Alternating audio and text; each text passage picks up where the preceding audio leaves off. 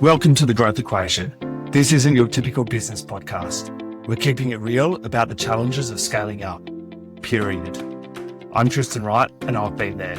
I've built and scaled my own business. I've sold it. I've learned a ton along the way. Now I'm bringing you the no BS stories of founders who are in the trenches right now, navigating that messy middle. We're talking advertising, marketing, design, creative, branding, the whole 9 yards. It doesn't matter if you're a solopreneur or running a team of 100. Everyone's got a secret sauce, that thing that makes them different, better. We're going to uncover it. So grab a coffee and let's get real.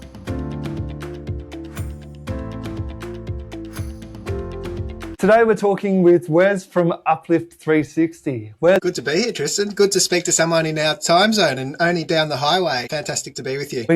we both do a bit of podcasting, and we were talking previously that a lot of our podcasts are with the US audience or European audience, This one is good because we're only about an hour away from each other. Yeah, in a good time zone as well. I don't know about you, but I'm finding myself getting up super early for some of the podcasts. I love it, but it's nice to have it at a nice hour today. Yeah, I tell people if they want me on their podcast that I'm not starting any earlier than 8 a.m. So yeah, that's reasonable. You got to push back, mate. Oh man, I'm getting up at 4 a.m. sometimes, so I take a lesson from you. Yeah. Tell me about Uplift 360. Yeah, so digital agency. But we're really niched in trades, construction, industrial brands is who we serve, and been operating the business over 20 years now. I think we made first contact quite a while ago as well. Running the digital agency, had no idea how to run a business, had a skill set like most founder-led businesses. We have a skill set or something we take to market, but there's so many gaps in our knowledge, and certainly that was the truth for me. Had to learn a lot of things the hard way, and fumbled and stumbled my way forward. So I'm pleased to be here after 20 years, longer than 20 years now. So you've been running the business for 20 odd years. Yeah. I feel so old. I mean, when I started in the industry, my first job in marketing, it was an award-winning marketing company. I actually found them in the back of a awards book. They were published in there, and I called them and got a job, and they'd never designed anything digital. That we only had one computer connected to the internet, one shared email address. It was a dial-up modem, old school. So to think where marketing has come from when I started, that was the year 2000. Until now, everything marketing these days, you first think online, some form of online. So crazy world we're living in right now. Obviously, the last few years with AI as well. I just can't believe that even 20 years ago, there was only one computer hooked up to the internet. Yeah, it was bizarre because the office, it was a boutique agency, really, really well regarded. But the office was above a shopping centre, and it was just poor internet. They just had the dial up back then in that particular building. Australian internet has not been all that great over the years, I must say. So you worked for a couple of businesses, then you set up Uplift 360. How did that all come about? Yeah, I always wanted to start my own business, but it started a hell of a lot earlier than I thought it would, and simply because opportunity came up and I took it. So what happened was there was a guy that I knew, he tried to start an agency, but it just wasn't working out for him. It was too stressful. He wasn't winning enough work. He only had a few clients at this time. And he said, I'm throwing in the towel. I'm going to go get myself a real job, is what he said. So he did that. But I said, what are you going to do with the couple of clients you have? And he said, well, you can have them. And so I took them, and I didn't bite the bullet wholeheartedly at that point. I just did it in the evenings. And my boss for my day job was really quite supportive of that. I told him what was going on. In fact, he sent me other friends of his to become clients, which was fantastic as a starting point to cut my teeth and get started much earlier than I probably should have otherwise. How old were you at the time? So I must have been 21 or 22 or something, I think. Oh, wow. Yeah. So pretty young. I didn't feel young at the time. I felt like I knew what was going on. I know how to do this stuff. But yeah, man, the first meeting I went to, I'd never even been to really any client meetings. I mean, I attended a couple, but said nothing. I was just supporting and taking some notes. So the first client meeting, just sweating profusely, just overwhelmed, had no idea how to structure a meeting or do a proposal or quote or all the other stuff you got to do, bookkeeping and so on. It was undercharging massively just because I lacked a whole lot of confidence as well. And also I didn't know how other people were charging. So I had to learn a lot of things. Yeah, wow. So you've come a long way since then. So when did you end up going full time? It was about 18 months, I would say. I went 2 or 3 days a week. I can't remember what it was. It was about a half week working. So after probably 9 months, I would say, and then full time after probably around 18 months. By that stage, I realised I'd won a couple of other clients. So I had the couple that I inherited and I had another couple on board. And by then I realised I had the potential to grow it to something substantial and replace your income. That's the first goal, right? As a self-employed, the first metric and measure you want to do is achieve at least equivalent to what you were employed at. So that was the first mini goal to achieve and got there pretty quickly. That's awesome. So many business owners go out of business within the first 3 years. Yet you're here 20 years odd later and you went full time in that business in your early 20s. It is interesting how businesses don't last the distance. Some things get easier, some things get harder. It feels as though the stakes just get greater and greater as you progress. I mean, starting young, the advantage is there's just myself and my wife at the time with 2 incomes, but when you have children and then you get a mortgage soon after and everything just, the stakes get higher and higher. You put the kids in private school. Everything just becomes more and more important. So you grow and evolve. I love business in that it forces you to grow. The personal growth aspect, I really enjoy the excitement and the terror sometimes. It's like a crazy roller coaster ride. Yeah. It is like there's highs, there's lows. There's time when you've got hundreds of thousands in the bank. There's times when you've got $2,000 in the bank. When you've got lots of clients, no clients. There's definitely highs and lows in business. I think it was a friend of mine, James Tuckerman, you've probably come across him in Melbourne. He said once something along the lines of, you haven't really run a business until you've wrapped your arms around a toilet bowl, wondering how you're going to pay your bills tomorrow. First business, I was 200 grand in debt and had no way to pay it back. At the time, I didn't know how to pay it back. I got out of it and ended up selling it. But I was in my early 20s at the time. For you to still be here with your first business 20 odd years later, that's a phenomenal effort. Yeah. And with an industry that's changing so fast, and I know you obviously know the field so well, it's always felt like it's changed fast, and I'm sure you'd concur. But the last few years, obviously, wild. There's an abundance of opportunities and choices now, and they're all good choices. But how do you make the best choice? Because everyone's got the opportunity to choose the things that you have. So the stakes are just getting raised higher and higher. And how are you seeing it's changing and what are you needing to do to adapt? Yeah, so it's perceivable that one day the AI tools and technology will almost make the tech piece of the programming, the coding, we hire those people. That piece will diminish in value. And the only way to create income is to find a need and produce massive value to that need, and then income will follow. So if the value is diminished in terms of the programming and the coding, people are less going to part way with good money to get that stuff done because the value is diminished. So we've got to find new avenues to bring to market. Now, we're not there yet. AI makes so many mistakes, and even, the vibe coding and things you see these days, things can not be quite right. But it's perceivable that's where it's going. So for me, I'm just moving towards more and more of the consulting side to bring, as I said before, there's an abundance of good opportunities. How the hell are you going to choose the very best opportunity? And that's kind of what I feel as though we'll be bringing to market more and more. Because we're working in a niche, we've seen a bunch of scenarios that are kind of similar to the next client.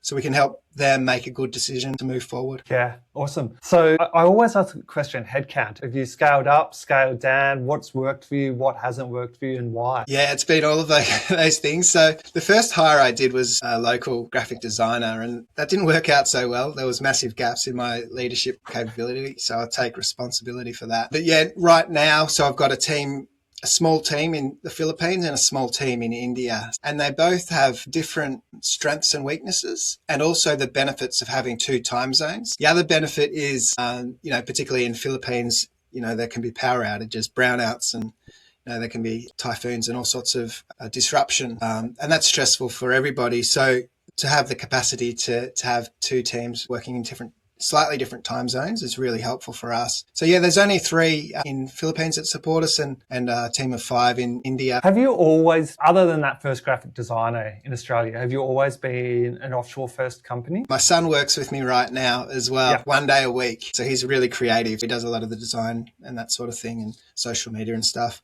But yeah, for the most part, it's been offshore for a very long time. I bumped into a guy at a networking event. It was actually a Gary Schuler event. Do you remember Gary Schuler back in the day? Yes. Yeah. Not sure if he's still operating or what he's up to, but at one of his events, I met someone who was doing offshore hiring for people. And so I got one of his people and saw the benefits. And then from there on, I didn't use that particular company. I just went direct for the next while and got a team leader who did the hiring for me. So yeah, it worked out a whole lot easier that way. Let's call them small businesses, are struggling with hiring and having consistency, getting good quality staff out of the Philippines or out of India. Why are you different? It's difficult to say. I suppose that once you do get someone that's really great, you just want to keep them. You know, and I have been through lots and lots of people that weren't really the greatest of fits, and different cultures will present in different ways as well. And I know I'm generalizing, but the Filipino type mindset, they'll probably underpromise. So whatever they say, they can probably deliver and deliver even more than that. That's just part of their temperament and culture, I would assume. But that's what I've sort of discovered. And India might not be so much that way. They might be on the other side of the spectrum a little bit. And there's pros and cons of any kind of way of thinking and culture. And I'm respectful for both, but it's kind of important to understand the culture in which someone's coming from and the way in which they might communicate what they do and what their values are and what they can bring to the team. So you kind of learn these things by observation and figuring it out, because we all make the assumption that people think and act just like us Aussies, but that's not true at all. No, everyone's got different cultures, brought up differently. You need to adapt and understand their culture, but then have processes or a procedure for how we can intertwine them into the way we do work. Yeah, absolutely. The standard operating procedures are so critical, and to make sure that everyone follows those processes. The challenge when you hire anyone with a high level of skill, they've got a whole bunch of ways in which they have done things historically. So the challenge with them is to get them onto your method of doing things, because that's really important, because if someone's away sick, for example, you need the next person to be able to pick it up and know exactly what's going on and deliver from there on. You don't want any lengthy downtime because things are done a different way. So yeah, I'm super strict on following process. Yeah.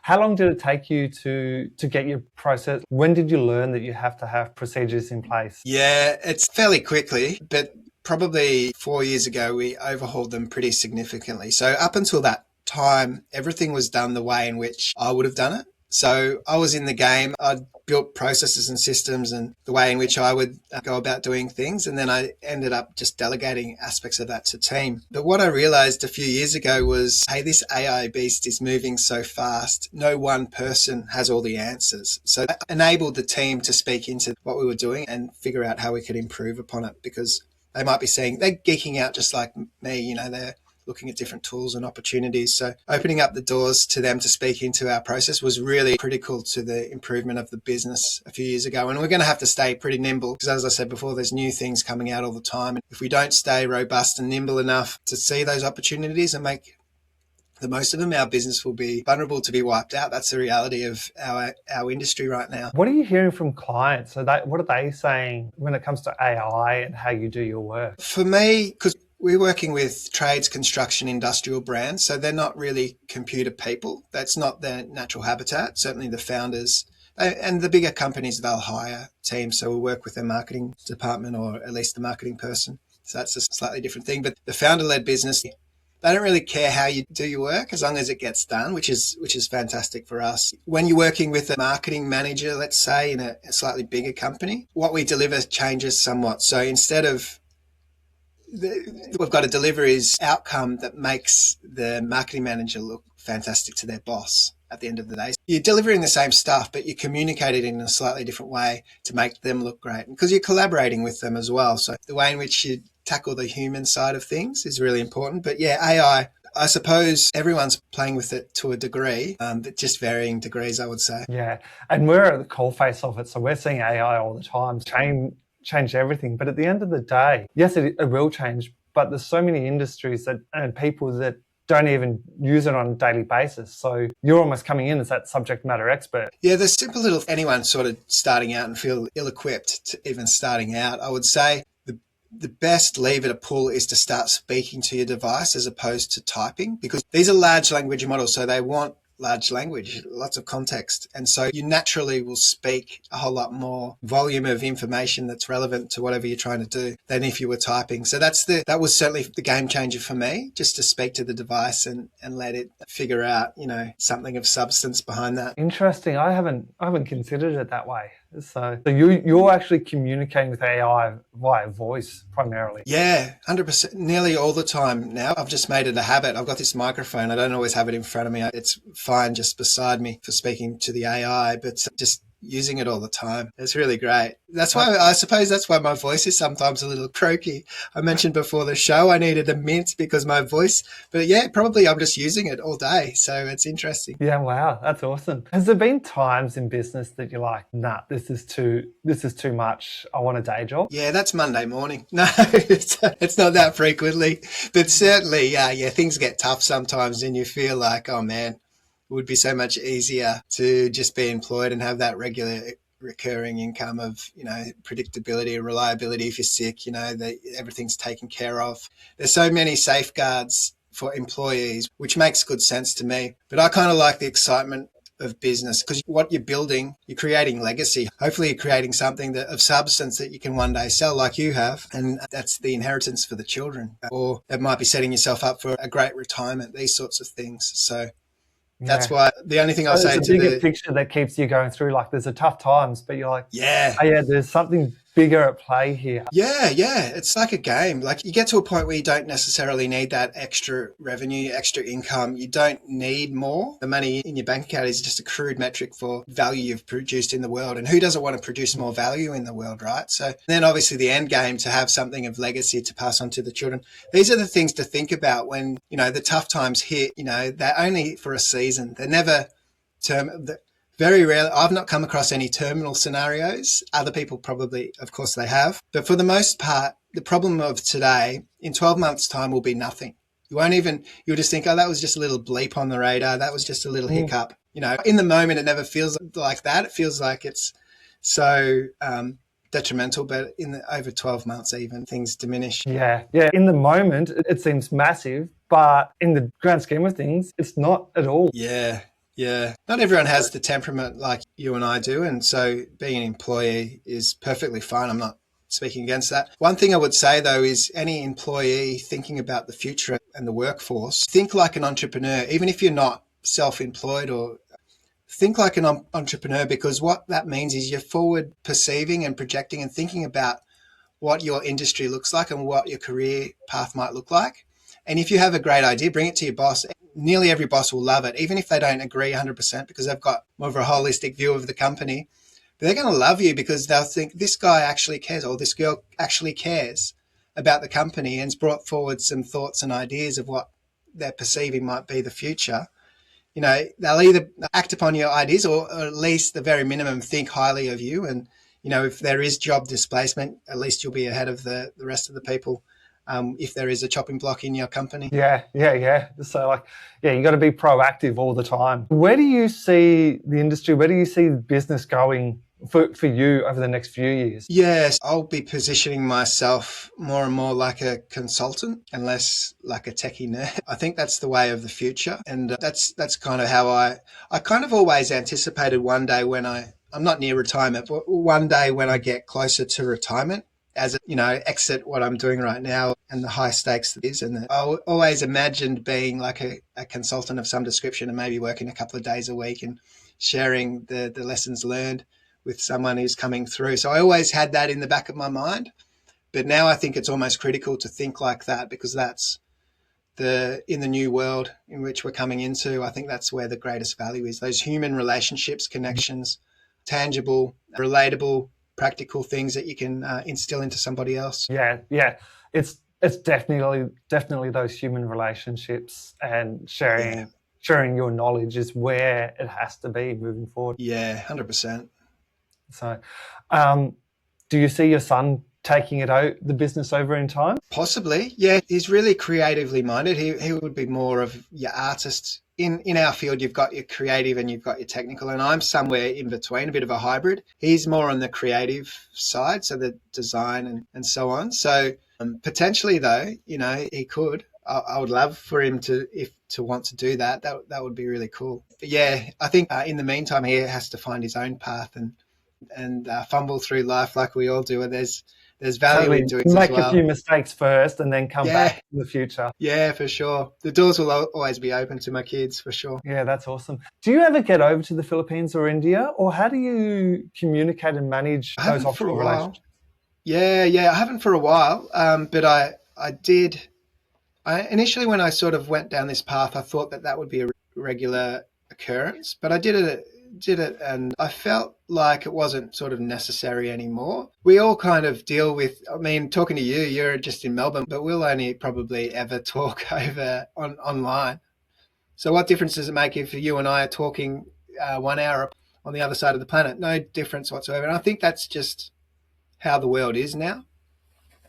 It's good to have, I think it's good to have, we use Zoom mostly, but it's good to have the face-to-face dialogue as well, because you'd pick up just so many more things as well. So the face-to-face discussions are more around just human connection, but from a collaborative standpoint, we've got great software in place and Slack for quick chats as well. So yeah, I probably won't. Well, maybe at some stage I'll go over there again just for fun. That's a tax deductible. That's it. Yeah, go over for a holiday, but it's for work. Yeah, of course. That's right. So from that perspective, I might go again, that I can do two things at once. But yeah, I don't think it's a requirement anymore. Yeah, awesome. If you were to give a relatively new business owner some advice, they've been in business for a couple of years, what's the one piece of advice you wish you knew 10 or 15 years ago? Yeah, well, I think the biggest one was to get really niched and specific about who you want to serve and what you want to bring to the table. Everyone says it, but it's so bloody hard to do, especially to speak to someone who's been around a couple of years. They've probably out of necessity taken on every project, if it's a service-based business, every project they can because they just need the income. But you don't want to stay there. And the fear is that being really niche and specific, you'll turn away so many opportunities. But the reality is you just enhance the perfect opportunities that are a great fit for you. Everything becomes easier. When did you niche? It was a sort of a slow progression, but really dialed it up. There was probably halfway through. So probably about 10 years ago, I dialed it up a notch, but then even a greater notch, maybe 4 or 5 years ago, something like that. I really, really dialed in exactly who we want to serve. And how is that, not necessarily revenue, but back end, how has that impacted the way you operate? Yeah, it just makes the client discussions a whole lot easier because every industry will have lingo and so on. And you start to understand what they mean. But not only that, you also start to understand what is going to work. So if you can get, any new client that comes on board, there's that buyer's remorse thing that kicks in. So they agree to do something with you. And then moments later, they wonder if they've made the wrong decisions. You want to be able to bring value as quickly as you possibly can, just to ensure to them that things are going to work out just fine. So when you understand the industry really well, you're going to shortcut the process of bringing value. Any marketing is like that. There's that phase of testing and getting things up and running and making sure it works. So you're just going to get to the success point quicker and mitigate the risk of that, that buyer's remorse that kicks in, and that's just human nature. So yeah, totally. Yeah. And they're going to trust you more as well. So basically your piece of advice was niche, and then go double down on that, because people are going to trust you. It's going to make your systems better. It's going to make it a lot easier for you to deliver, and you can charge more. Yeah, 100%. Because you're bringing greater value. Yep. Each project you deliver upon, you learn something. Every business is slightly unique, but you're just building a wealth of knowledge. And that's valuable to the next work that you do. Yeah. Mate, it's been a pleasure talking to you. If people want to get in touch, what's the best way to connect? Uplift360.com.au is the website, and people can book a strategy call with me there. There's no obligation with that call. Have a chat. We'll see what thoughts we can come up with. Awesome. Thanks, mate. You have a great day. You too. Thanks, Tristan. Cheers. That's a wrap. Thanks for tuning into The Growth Equation. If you've enjoyed the show, hit that subscribe button and leave a review. It helps us big time. Catch you next time. And if you want more, head over to evolvetogrow.com.au for show notes and exclusive content.